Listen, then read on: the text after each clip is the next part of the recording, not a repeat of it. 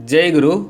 आगे और सुंदर सुंदर वीडियो पाने के लिए चैनल को सब्सक्राइब और बेल आइकन प्रेस करना ना भूलें।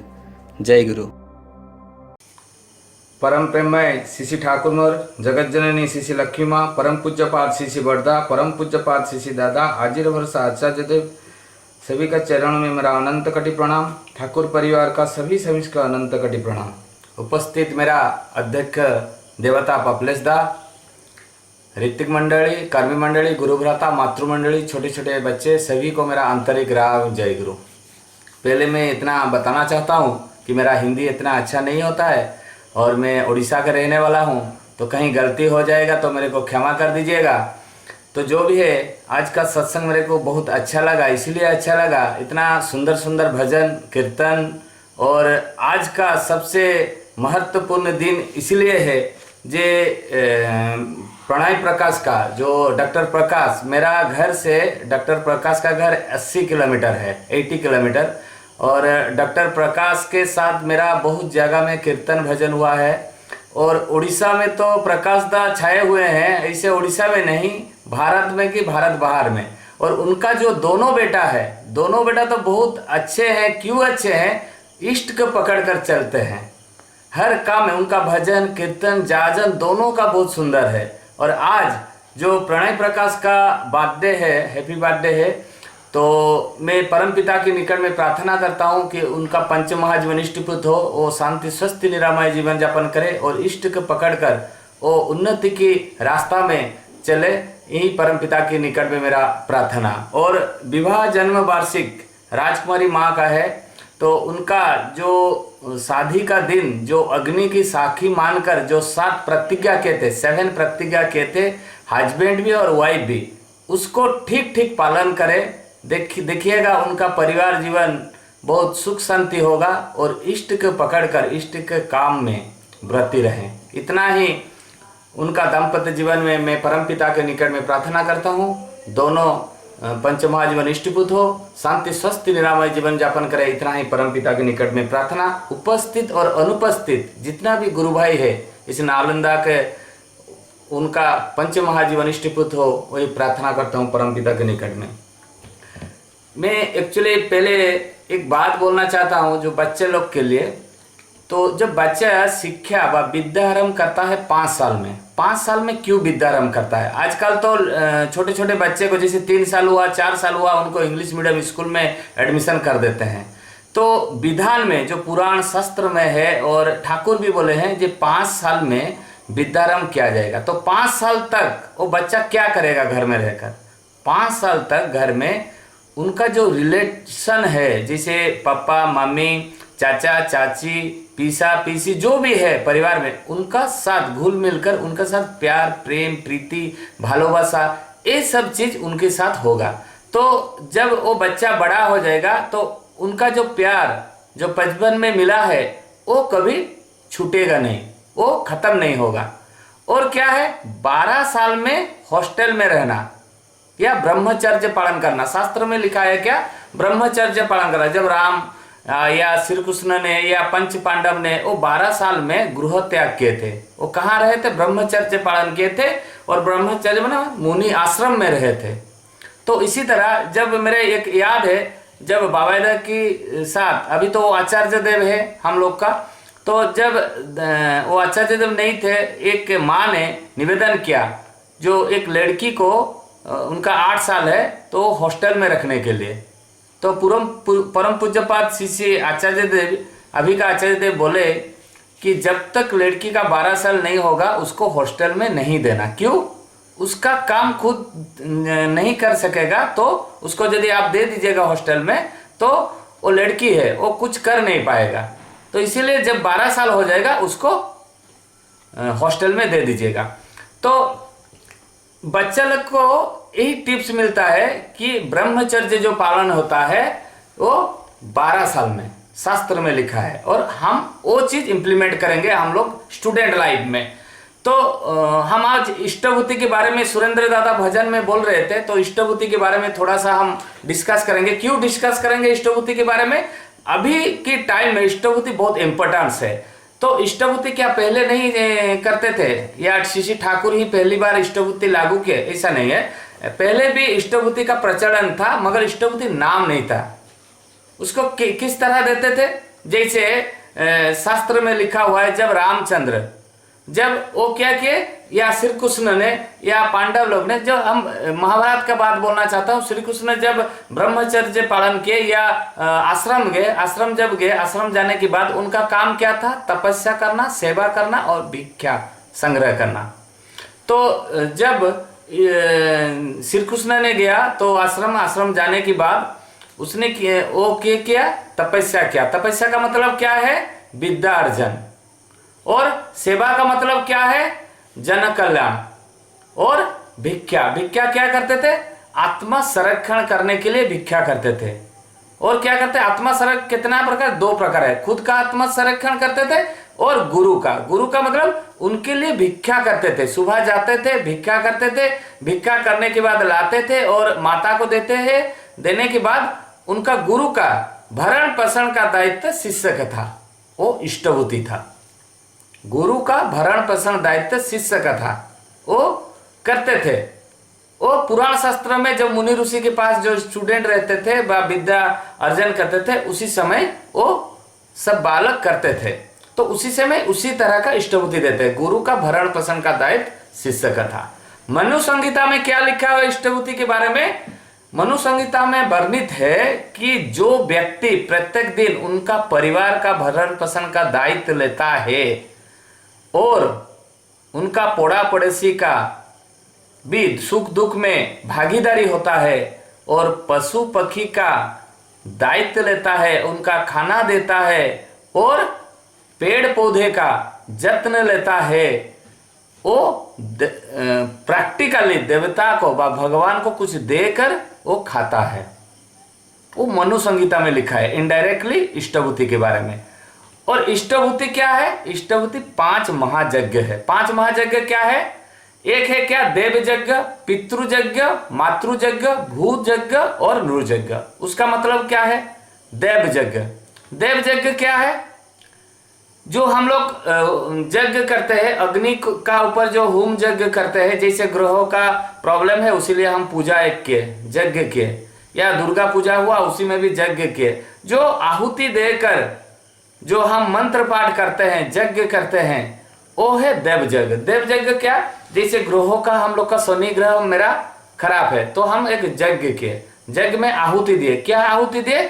जे पंचामृत, जैसे बीरी होता है, खीर होता है, गुड़ होता है, महू होता है, वो अग्नि में हम डालते हैं। वो डालने के बाद क्या होता है? अग्नि का माध्यम से देवता जो भगवान है उनको मिलता है, वो देव यज्ञ है। देव यज्ञ हम करते हैं। इष्टभूति के माध्यम में हम रोज क्या करते हैं आप लोग को थोड़ा सा हम बताना चाहते हैं। कोई 1 रुपया देता है, कोई 5 रुपया भी इष्टभूति देता है। उड़ीसा में एक दिन में 5000 रुपया इष्टभूति देने वाला है। हम लोग का दिनेश भट्टाचार्य एक जाजन में कहे थे, एक दिन हम सुने उनका जाजन में, उनका नाम बोला नहीं जाता है, एक आदमी है और एक बहुत धनी आदमी है, रोज 5000 रुपया इष्टभूति करते हैं। आप सोच लीजिए। तो इष्टभूति का मतलब देव यज्ञ। देव यज्ञ का मतलब यज्ञ करते हैं हम रोज। ये जो भी 1 रुपया देता है, 1 रुपया में देव यज्ञ करता है, माने वो होम यज्ञ करता है रोज। उसके बाद क्या है? पितृ यज्ञ। पितृ यज्ञ क्या है? पितृ यज्ञ है श्राद्ध करना। हम जब श्राद्ध करते हैं 3 पुरुष तक पाते हैं। 3 पुरुष क्या? जो डेथ किया, सोच ले मेरा पिता देह त्याग किया, मेरा पिता, उनका पिता, उनका पिता, पापा, दादा, परदादा, तीनों पीढ़ी रोज इष्टभूति के माध्यम में उनका भोग लगता है, माने पितृ यज्ञ करते हैं। गुरु को देने से देव यज्ञ होता है। 33 कटी देवो देवता, उनको रोज भोग लगता है। 33 कटी देव देवता को हम यज्ञ करते हैं रोज। पितृ यज्ञ करते हैं, मातृ यज्ञ करते हैं। मातृ यज्ञ माँ की जो कुल है, जैसे माँ, उनका माँ, उनका माँ, 3 पीढ़ी तक रोज पाते हैं। तो हम करते हैं देव यज्ञ, पितृ यज्ञ, मातृ यज्ञ और नृ यज्ञ। नृ यज्ञ क्या है? अतिथि देव भव। अतिथि मतलब जो लोग हम लोग का घर में आते हैं उनका सेवा जत्न करें। एक भिखारी भी यदि आता है तो उसको श्रद्धा के साथ उसको दान करना, वो है नूर यज्ञ। जो आपका घर में आता है उसको सेवा करना, उसको देना, उसको अतिथि सेवा करना, वो है नूर यज्ञ। और भूत यज्ञ, भूत यज्ञ क्या है? प्राणी, पक्षी, जैसे आपका घर में कोई चिड़िया एक घोंसला किया है तो उसको देखभाल करना आपका दायित्व है। घोंसला का तोड़ना आपका कर्तव्य नहीं है, उसको देखभाल करना। कोई गाय आपका घर में है तो ठीक है, नहीं है तो कोई कुत्ता या गाय आपका घर के सामने आता है तो उसको कुछ खाना दे देना, तो वो भूत यज्ञ हो गया। तो हम लोग इष्टभूति के माध्यम से रोज देव यज्ञ, पितृ यज्ञ, मातृ यज्ञ, नू यज्ञ और भूत यज्ञ करते हैं। आप सोच लीजिए, 1 रुपया जो इष्टभूति देता है रोज 5 महायज्ञ करता है। ये छोटी बात नहीं है, बहुत बड़ी बात है। और क्या है ये इष्टभूति? जैसे देना रामचंद्र भी देते थे।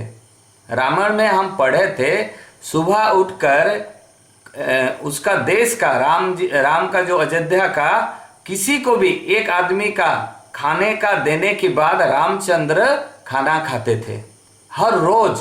और श्री कृष्ण क्या बोले हैं? जो मेरे को ना देकर खाना खाता है सुबह, वो चोरी करता है, चोर का भक्षण करता है, वो गीता में लिखे हैं। तो हम लोग को परमपिता परमेश्वर श्री श्री ठाकुर अनुकूल चंद्र, इस युग का पुरुषोत्तम, हम लोग को कितना सुबह उठकर हम कितना काम कर रहे हैं। आप सोच लीजिए, 1 रुपया जो इष्टभूति देता है। तो मेरे एक एग्जाम्पल इष्टभूति के बारे में प्रैक्टिकली एक एग्जाम्पल मैं देना चाहता हूं। जो श्री ठाकुर को पकड़ने के बाद उनका विधान ठीक ठीक पालन करते हैं, उनका क्या होता है? एक विजय नायक ऋतिक दादा हैं, वो उड़ीसा के बहुत अच्छे वक्ता भी हैं। तो एक दिन क्या हुआ, उनका वाइफ का बहुत शरीर खराब हो गया। जब शरीर खराब हो गया, वो डॉक्टर का दिखाए, तो डॉक्टर के दिखाने के बाद पता चला कि उनका किडनी का प्रॉब्लम है। जब किडनी का प्रॉब्लम है तो डॉक्टर ने बोला इनको ऑपरेशन करना बहुत जरूरी है। तो विजय नायक ने बोले कि ऑपरेशन करने से पहले मेडिसिन में यदि ठीक हो जाता है तो आप मेडिसिन कुछ दिन के लिए दीजिए। तो 10 दिन के लिए वो मेडिसिन दिए। तो डॉक्टर ने बोला हम तो मेडिसिन दे देते हैं, तब भी इनका ऑपरेशन जरूरी है। तो 10 दिन का मेडिसिन लाए। मेडिसिन लाने के बाद एक दिन विजयदा का पास एक फोन कॉल आया, जे कटक सत्संग मंदिर में उनको वक्ता के हिसाब में वार्षिक उत्सव में निमंत्रण किया गया है। तो वो विजयदा बोले ठीक है हम जाएंगे। इधर वाइफ का शरीर खराब है, प्रॉब्लम है, उधर ठाकुर जी का काम है, तो वो वक्ता के हिसाब में उनको बुलाया गया है। तो 10 दिन के बाद जब डॉक्टर के पास जाते हैं वाइफ को लेकर, तो देखते हैं तो कुछ भी परिवर्तन नहीं हुआ है, उनका शरीर और बिगड़ते गया। जब बिगड़ते गया, डॉक्टर ने बोला आप यदि 3-4 दिन के अंदर अंदर ऑपरेशन नहीं करेंगे तो आपका वाइफ और जीवित नहीं रहेंगे। तो इधर उनको कटक सत्संग मंदिर में वक्ता के हिसाब में निमंत्रण मिला है, उनको जाना है, और इधर वाइफ का शरीर बिगड़ते जा रहा है। तो क्या किया जाए, उनको नर्सिंग होम में एडमिशन कर दिया। एडमिशन करने के बाद 4 दिन के बाद उत्सव है और इनका ऑपरेशन भी है। तो जब एडमिशन किए, एडमिशन करने के बाद उनका वाइफ का सब टेस्ट हुआ, ब्लड टेस्ट हुआ। जब ब्लड टेस्ट हुआ, टेस्ट के बाद देखा गया कि उनका किडनी बहुत डैमेज है, तो इसका ऑपरेशन किया जाएगा। तो जब उत्सव है उसी दिन एक गुरु भाई को विजयदा ने बोला कि मेरा वाइफ का ऑपरेशन है और आप आकर मेरा वाइफ के पास रहिए और मैं कटक सत्संग केंद्र में सत्संग अटेंड करना चाहता हूँ। तो एक ऋतिक दादा आकर नर्सिंग होम में उनका वाइफ के साथ में रहे, और जब ऑपरेशन था उसी दिन उत्सव में उनका वक्तव्य था। तो ऑपरेशन से पहले पुनर्बार 4 दिन पहले तो ब्लड टेस्ट हुआ था, मगर जब ऑपरेशन होने वाला है उसी दिन भी ब्लड टेस्ट हुआ। और उसी दिन विजयदा कटक सत्संग मंदिर पहुंच गए। पहुंचने के बाद जो विग्रह स्थापना हुआ उत्सव में, उसी में प्रणामी दिए और प्रणाम किए। प्रणाम करने के समय बोले कि मेरा वाइफ का ऑपरेशन है, यदि मेरे वाइफ को आप बचाना चाहते हैं आप बचाइए, यदि नहीं चाहते इतना कष्ट मत दीजिए। आप मेरे वाइफ का शरीर का बहुत खराब है, परमपिता आपकी जो दया है आप कीजिए। उस सब वो अटेंड किए। इधर ब्लड टेस्टिंग हुआ। जब ब्लड टेस्टिंग हुआ, ब्लड ऑपरेशन से पहले जब ब्लड टेस्टिंग हुआ, ब्लड टेस्टिंग के बाद देखा गया कि उनका शरीर में नया एक किडनी इंफॉर्मेशन हुआ, माने एक नया किडनी पैदा हुआ। डॉक्टर आश्चर्य हो गए। 4 दिन पहले ब्लड टेस्ट हुआ था, उनका शरीर में जो किडनी डैमेज था, और 4 दिन के बाद जब उत्सव है उसी समय उनका किडनी, एक नया किडनी, छोटा सा किडनी इंफॉर्मेशन हुआ, माने पैदा हुआ। डॉक्टर आश्चर्य हो गए। कुछ शाम हो गया, शाम होने के बाद विजयदा उत्सव खत्म कर आए। आने के बाद जब नर्सिंग होम पहुंचे, पहुंचने के बाद मैसेज मिला, वो आश्चर्य हो गए। वो ऋतिक दादा, विजयदा जो ऋतिक दादा को उनका वाइफ के साथ छोड़ कर गए थे, उनको बोले जे मैं जो उत्सव में विग्रह स्थापन हुआ था, मैं परम पिता को निवेदन किया था, जो मेरा बीवी को यदि जिंदा रखना चाहते हैं रखिए, नहीं तो आपके पास ले जाइए, आपका जो इच्छा है वो कीजिए।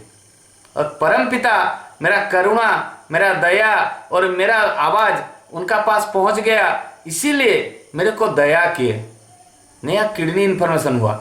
मतलब मेरे कहने का मतलब है, जो परम पिता का विधान, विधि तो परम पिता है, उनका विधान जो पालन करता है उनका कभी भी अकलन नहीं होगा। वो सत्यानुसरण में इसीलिए लिख दे, जो उनका विधान ठीक ठीक पालन करता है कभी भी अकलन नहीं होता है। तो हम लोग भक्त कैसे होंगे? जो हम लोग का जीवन, हम लोग क्या करते हैं, यदि मेरा पिता का शरीर खराब है तो हम ठाकुर के सामने निवेदन करते हैं, मेरा पिता का शरीर यदि ठीक हो जाएगा मैं सत्संग दे दूंगा। मेरा लड़का मैट्रिक परीक्षा दे रहा है तो मैट्रिक परीक्षा के टाइम में हम क्या बोलते हैं ठाकुर जी के सामने, मेरा लड़का यदि फर्स्ट क्लास पास हो जाएगा मैं एक सत्संग दे दूंगा, यदि मेरा लड़का फेल हो जाएगा मैं कि सत्संग नहीं दूंगा, मेरा पिता का यदि शरीर देहत्याग हो जाएगा तो मैं सत्संग नहीं दूंगा क्या? हम लोग क्या करते हैं, हर टाइम कुछ आशा में पकड़े रहते हैं ठाकुर जी को। एक भक्त का बात बोलना चाहता हूँ। एक खलील रहमान एक दिन ठाकुर जी का सामने खड़े थे। खड़े होने के टाइम में प्रफुल्लदा बोले खलील रहमान को, जे खलील तुम्हारा जीवन में बहुत दुख कष्ट है, तुम तो देख रहे हो ठाकुर के सामने जो दीक्षा लिए हुए हैं, जो दीक्षा नहीं लिए हुए हैं, रोज आते हैं ठाकुर जी को निवेदन करते हैं, दुख यंत्रणा कष्ट, और उनका लाघव भी हो जाते हैं, ठाकुर आशीर्वाद करते हैं, और तुम इतना दुख में रहते हो तब भी तुम ठाकुर को क्यों निवेदन नहीं करते हो? आज तुम निवेदन कर लो। खलील रहमान प्रफुल्लदा को बोल रहे हैं, जे प्रफुल्लदा मेरा पूर्व जन्म का कर्म फल अभी मैं भोग कर रहा हूं, मेरा जो पूर्व जन्म का कर्म फल खत्म हो जाएगा और मेरा साधना में उन्नति होगा, मैं साधना यदि रोज करूंगा ठाकुर जी को, एक ना एक दिन मेरा एक दुख कष्ट चला जाएगा और मैं एक ना एक दिन सुख में रहूंगा। और यदि मैं आज निवेदन करता हूं तो मेरा दुख तो ठाकुर जी हरण कर लेंगे, मेरे लिए ठाकुर कष्ट पाएंगे, इसीलिए मैं ठाकुर जी को निवेदन नहीं करूंगा। प्रफुल्ल आश्चर्य हो गए। सब आदमी आशा आकांक्षा में ठाकुर जी को पकड़े हैं और सब आदमी आते हैं ठाकुर जी को मांगते हैं, आशीर्वाद लेते हैं, और खलील रहमान ठाकुर जी के पास निवेदन करना नहीं चाहता है। वही आश्चर्य हो गए प्रफुल्लदा। कुछ दिन ठाकुर जी का सानिध्य लाभ करने के बाद वो चले गए खुद का घर, क्योंकि प्रफुल्लदा का घर, खलील रहमान का घर कुष्टिया था और गकुल मंडल का भी घर कुष्टिया था, तो वो चले गए। जाने के बाद एक दिन क्या हुआ, कुष्टिया में गकुल मंडल बोले कि मैं परमपिता पुरुषोत्तम श्री ठाकुर अनुकूल चंद्र का साक्षात करने जाना है, तो कोई यदि कुछ है तो मेरे को दे दीजिए। तो जिसका बाड़ी बगीचा में जो जो सब्जी हुआ था वो दे दिए खलील रहमान को, और ये खलील रहमान एक चादर खुद का हाथ में बुना हुआ मैंने तैयार किया हुआ वो गकुल मंडल को दिए। जो गकुल मंडल को बोले ये चादर ठाकुर जी को दे दीजिएगा। तो गकुल मंडल वो चादर को देखकर सोच रहे हैं कि इतना निम्नतर चादर ठाकुर जी क्या ग्रहण करेंगे? जो भी है, खलील रहमान तो ये वाला मेरे को दिया है तो मैं लेकर ठाकुर जी को दे दूंगा। जब गोकुल मंडल पावना हिमायतपुर ठाकुर जी का दर्शन करने आए, देखे कि इतना सुंदर सुंदर चादर यहाँ दिए हैं बहुत आदमी, और बहुत सुंदर सुंदर चीज यहाँ रखा हुआ है, तो मैं ठाकुर जी को ये चादर कैसे दूंगा। तो इसीलिए गोकुल मंडल क्या किए, उनका शरीर के अंदर जो चादर था उसमें अंदर में घुसा कर रख दिए। रखने के बाद ठाकुर जी को प्रणाम किए। जब प्रणाम करने के बाद बोले ठाकुर जी, अरे गोकुल तुम जाओ आंधा बाजार सेवन कर कर आना, मेरे पास बैठना, आपके साथ मेरा आड़ा पाला चना होगा। गोकुल मंडल उठकर चले गए। जाने के कुछ दूर जाने के बाद ठाकुर पुनर्बार उसको बुला रहे हैं, अरे गोकुल सुनो सुनो सुनो, इधर आओ। तो गोकुल मंडल रिटर्न आ गए, प्रणाम किए, बोले ठाकुर।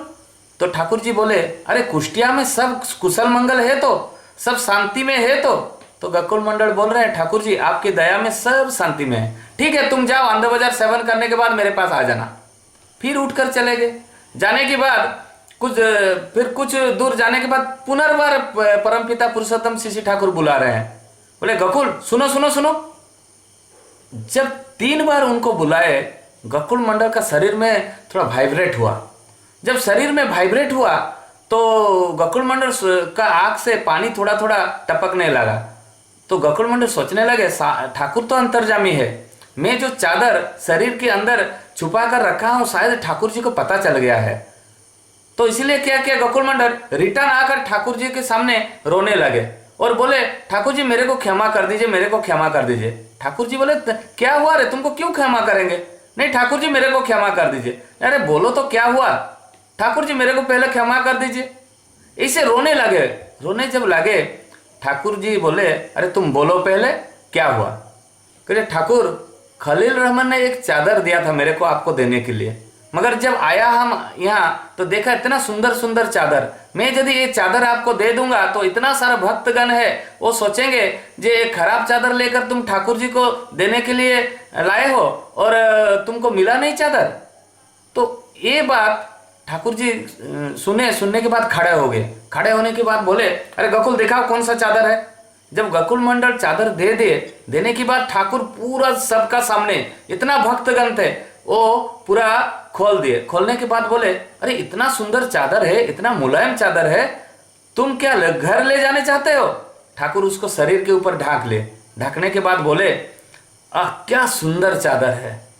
और उधर गोकुल मंडल रोते हैं, बहुत रोने लगे, मेरे को क्षमा कर दीजिए, मेरे को क्षमा कर दीजिए। वो रोते हैं और रोना खत्म ही नहीं होता है।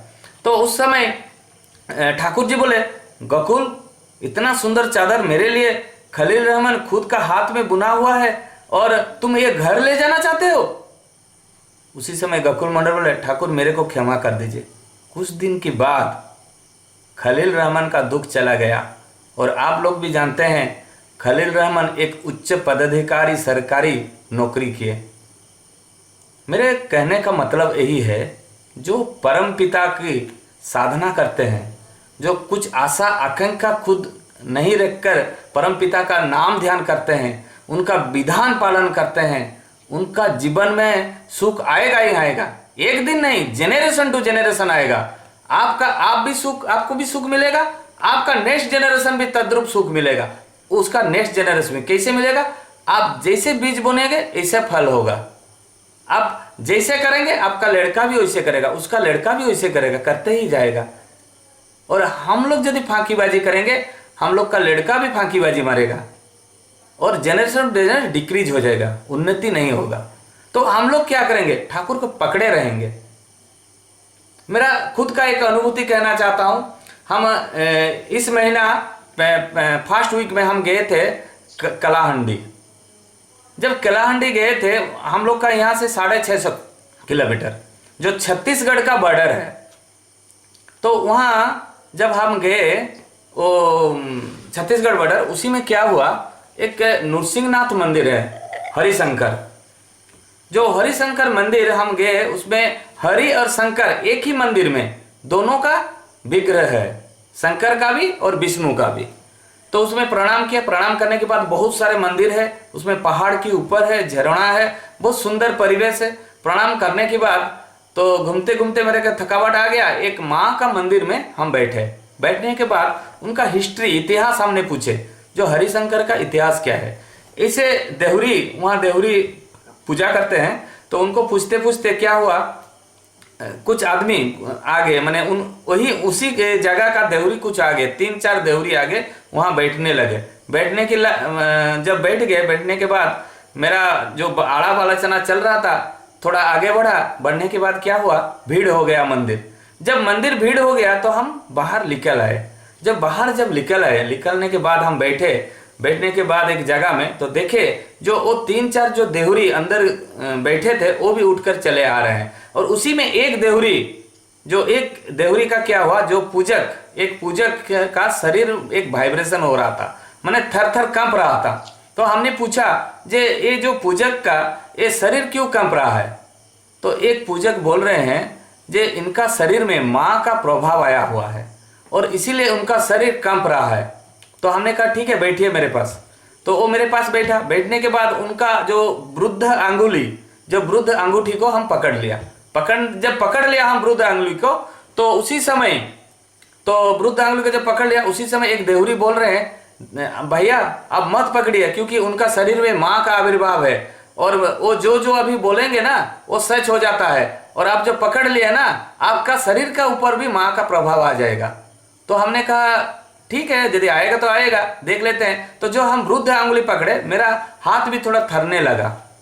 कुछ देर बैठ गए। बैठने के बाद मैं ठाकुर जी का आलोचना शुरू कर दिया। हम जहां भी जाते हैं ठाकुर जी का आलोचना शुरू कर देते हैं। और मेरा फैमिली बोल रहे हैं, अभी मेरा लड़का बोल रहा है अजी पापा अभी बैठ गए ना, अभी ठाकुर जी का आलोचना आधा घंटा होगा और हम लोग चले और नहाने के लिए। और बच्चा वाइफ हम नहाने के चले गए वो पहाड़ का नीचे, और हम आलोचना शुरू कर दिए ठाकुर जी का।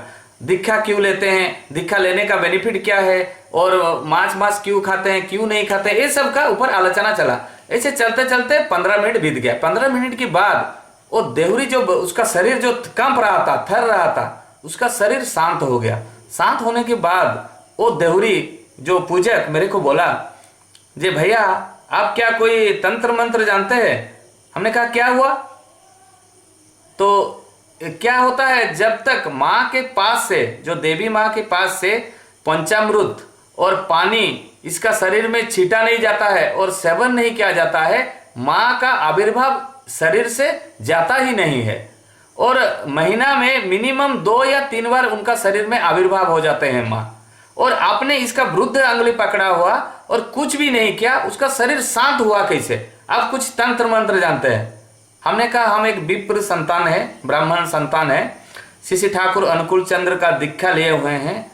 कुछ समय मिलता है तो हर रोज मिनिमम 20 से 25 मिनट हम नाम ध्यान करते हैं। 45 मिनट मेरे द्वारा नहीं होता है। और सुबह 4 बजे हम उठते हैं, जो नित्य कर्म है हम करते हैं।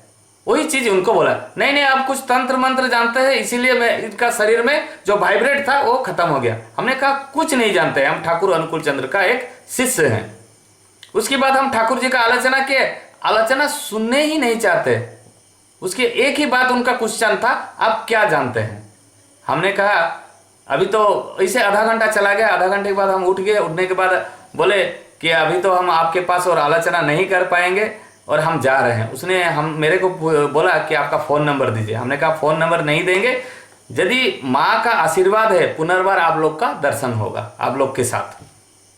उसके बाद मेरे पैर पकड़कर प्रणाम कर रहे थे। हमने बोला नहीं हमको प्रणाम मत कीजिए, डिस्टेंस से हाथ जोड़कर मेरे को प्रणाम कीजिए। तो हम चले आए। मेरे एक कहने का मतलब, मेरा एक्सपीरियंस, खुद का एक्सपीरियंस, जो परम पिता का नाम ध्यान करता है, परम पिता का आराधना करता है और गुरु दीक्षा लेते हैं जो आदमी, उनका शरीर में देवत्व वास करते हैं। सबका शरीर में देवता है, मैं सबका शरीर में, जो दीक्षा लिया हुआ है, जो दीक्षा नहीं लिया हुआ है।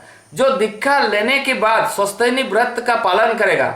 स्वस्तिनी व्रत पुराण शास्त्र में हम पढ़े हैं, सुदामा सबसे ठीक स्वस्तिनी व्रत पालन किया था।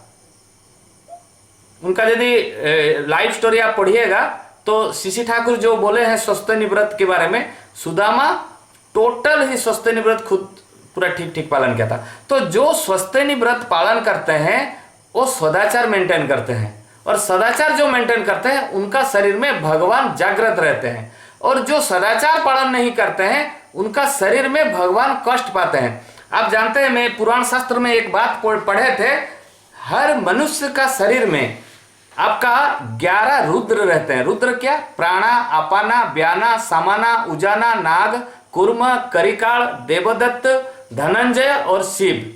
ये चारों, जैसे हम लोग का शरीर में पानी है, वायु है और अग्नि है, उत्ताप है, ये सब देवता है, ये सब उच्च कटि देवता है। ये हर शरीर का अंदर में रहते।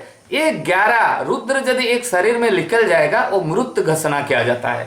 तो ये जो देवता शरीर के अंदर है, हम लोग का सबका शरीर में है, हम लोग उसको यदि एक्टिव करेंगे, जागृत करेंगे, तो हमको सदाचार पालन करना है। तो जो जो सदाचार पालन करते हैं उनका बातचीत कर्म ऐसा होना चाहिए कि वो देवता तुल्य होना चाहिए। तो वो जो जो बोलेंगे वो सच हो जाता है। हम बहुत जगह में हम परीक्षा भी किया है, ऋतिक दादा जो जो बात बोलते हैं वो भी सही हो जाता है। परम पिता का साधना कर कर ऋतिक दादा जो लोग हैं वो भी जो जो हम लोग को जो बोलते हैं ना, वो यदि हम नहीं भी करते हैं, हम लोग का बाधा विघ्न आ जाता है। हम वो भी एग्जाम्पल बहुत परीक्षा भी हमने किया है। तो हम ठाकुर जी का पकड़कर हम पाए क्या, यही बात बोलकर मेरा वक्तव्य खत्म करूंगा। हम लोग ठाकुर जी कर पकड़कर हमको मिला क्या? रेवती मोहन विश्वास ठाकुर जी के पास वो बैठते थे, रोज बैठते हैं। एक दिन क्या हुआ, रेवती मोहन विश्वास वो ठाकुर जी को प्रणाम कर कर उठ कर आ रहे थे। आने के टाइम में ठाकुर जी बोले, जी मेरे लिए तुम कहाँ जा रहे हो? बोले तो रेवती मोहन विश्वास बोले, हम मार्केट जा रहे हैं आनंद बाजार के लिए, कुछ सब्जी लाने के लिए। तो रेवती मोहन विश्वास को बोले ठाकुर जी, एक काम करो, मेरे लिए थोड़ा हरा माने साग ले आना। तो रेवती मोहन विश्वास प्रणाम किए ठाकुर जी को। प्रणाम करने के बाद वो मार्केट गए। मार्केट जाने के बाद तो उनका एक दोस्त का साथ मुलाकात हो गया। एक दोस्त का साथ जो मुलाकात हो गया, वो दोस्त IAS ऑफिसर थे। तो वो बोले रेवती मोहन विश्वास को, जे मार्केट में, जे रेवती दादा टाइम हो गया क्या?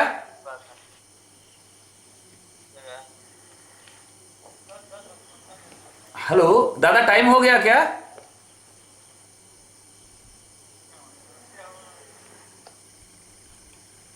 हेलो,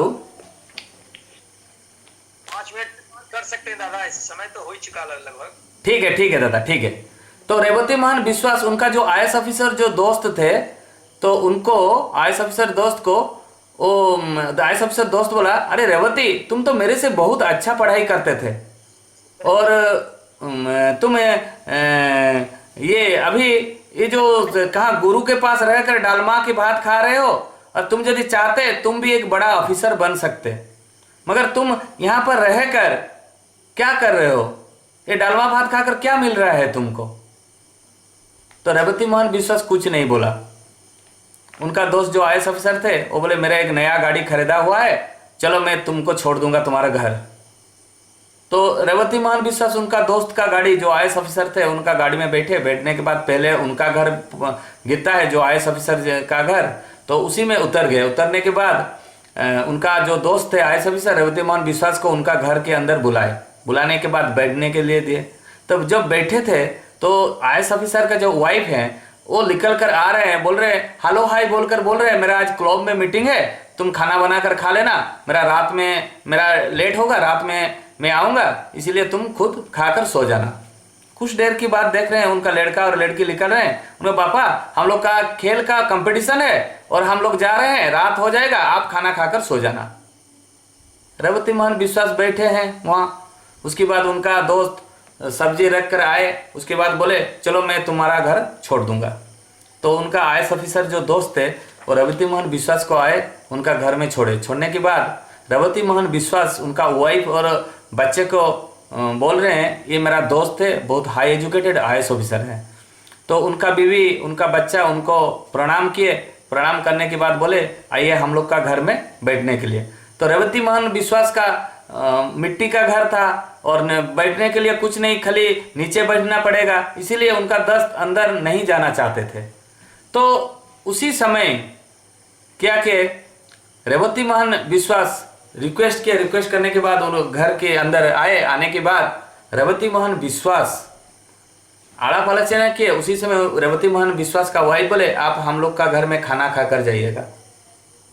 तो खाना खाने के बाद उनका दोस्त बोले रोने लगे। जब उसी समय बोले जे दादा मेरा ये बात खत्म हो जाएगा अभी। रेवती मोहन विश्वास का दोस्त रोने के बाद बोले मेरा बच्चा अभी तक मेरे को प्यार नहीं करते हैं, मेरे वाइफ मेरे को एक गिलास पानी अभी तक नहीं दिया।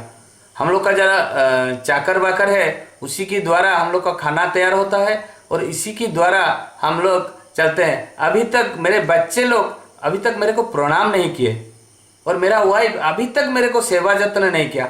मगर आपका घर आने के बाद हमने देखा आपका वाइफ हम लोग को नतमस्त किया, हमको खाना बना कर दिया, एक साथ हम लोग बैठकर खाना खाए।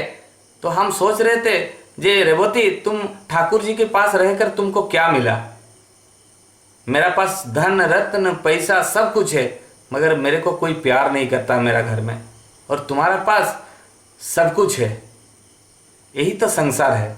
तो हम लोग ठाकुर जी को पकड़कर क्या हम लोग को मिला है, खुद आप सोच लीजिए। हम जब दीक्षा नहीं लिए थे और अभी जब हम कुछ दिन दीक्षा लेने के बाद ठाकुर जी का कर्म करने के बाद हम लोग का जीवन क्या हुआ है, खुद आप विश्लेषण कीजिए।